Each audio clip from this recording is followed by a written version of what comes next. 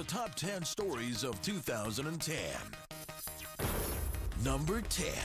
At UFC 113 in Montreal, Paul Daly and Josh Koscheck fought for the right to be called the #1 contender. But after Semtex lost the bout, he sucker-punched Koscheck after the final bell, spelling the end of his UFC career. He will never fight in the UFC ever again. Done. Number 9.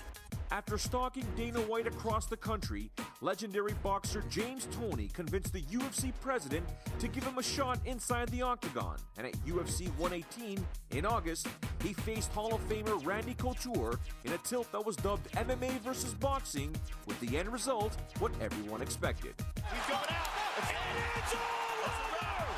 Randy, the natural Couture, has defeated James Toney! Not only did it end the debate, but possibly the career of a UFC legend. Number 8. In April at Strikeforce Nashville, the focus should have been on Jake Shields' victory over Dan Henderson, but it was the mayhem afterwards that everyone remembers as Jason Miller crashed the party, igniting an in-cage brawl. Gentlemen, we're on national television. Gentlemen, we're on national television. Number 7. UFC 121 in Anaheim featured one of the most stacked cards of the year, but it will always be remembered for the performance of Cain Velasquez. From the opening bell, he would dominate heavyweight champion Brock Lesnar while making history just 4 minutes and 12 seconds into the fight. The first ever Mexican heavyweight champion! Number 6. Heading into UFC 112, lightweight champion BJ Penn had appeared to be unstoppable, but it was Frankie Edgar who had the answer, pulling off one of the biggest upsets in UFC history. This is it. BJ's the greatest lightweight ever, and I just beat him. Despite the impressive achievement, the UFC wanted a rematch, and this time, Edgar dominated the prodigy while silencing his critics. Congratulations, Frankie Edgar. You're the best at 155, brother. Number 5. While the last emperor, Fedor Emelianenko, did not see action inside the octagon, he did square off against a former UFC heavyweight, Brazilian Fabrício Verdun.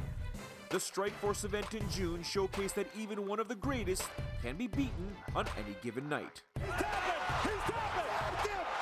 Fedor losing for the first time! Fabrício Verdun!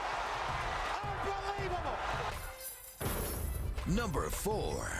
On October 28th, World Extreme Cage Fighting, widely considered the best MMA organization on the planet, was going to merge with the UFC, finally giving the WEC fighters the exposure they deserved. Before year's end, Jose Aldo and Dominic Cruz would go on to be crowned the UFC's first featherweight and bantamweight champions, while Anthony Pettis would earn his shot at the UFC's lightweight title by ending the WEC's era in dramatic fashion.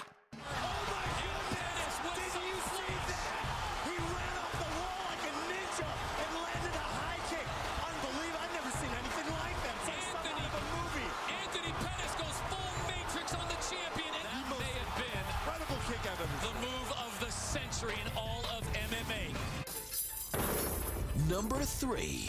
Prior to his UFC 117 title shot versus Anderson Silva, Chael Sonnen provided MMA fans and media with some of the sport's best trash talk ever, and he was more than able to back it up, coming within 2 minutes of pulling off the upset before the Spider surprised everyone with a stunning submission.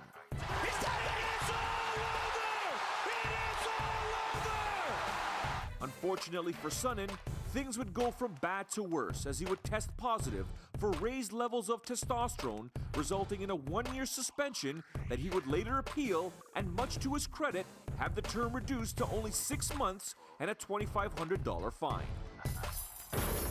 Number 2. After months of speculation that the career of heavyweight champion Brock Lesnar could be over, 2010 started on a good note when MMA fans heard the news they had been hoping for.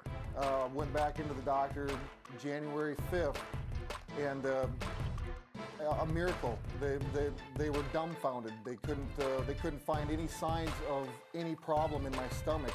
The Minnesota native had battled back from a career-threatening illness and would not only return to action in July, but successfully defend his title at UFC 116 while sharing his new outlook on life.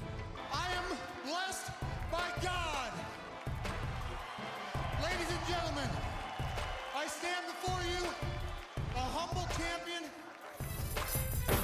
Number 1. The MMA landscape in Canada would forever change in 2010 thanks to a number of big events. Along with Montreal's 2 shows, Vancouver would overcome hurdles to host their first UFC event in June. Then, the world's biggest promotion created a stronger presence in the country, hiring former CFL Commissioner Tom Wright in May to run the newly formed UFC Canada offices, which subsequently helped influence the Ontario government to announce on August 14th that they had allowed MMA in Ontario, paving the way for the biggest announcement of them all, which came just 4 months later. Right now, I told you guys that this weekend is going to be the biggest gate, the most attended fight in UFC history. And that record will be broken at UFC 131, Saturday, April 30th, 2011 at Toronto's Rogers Center.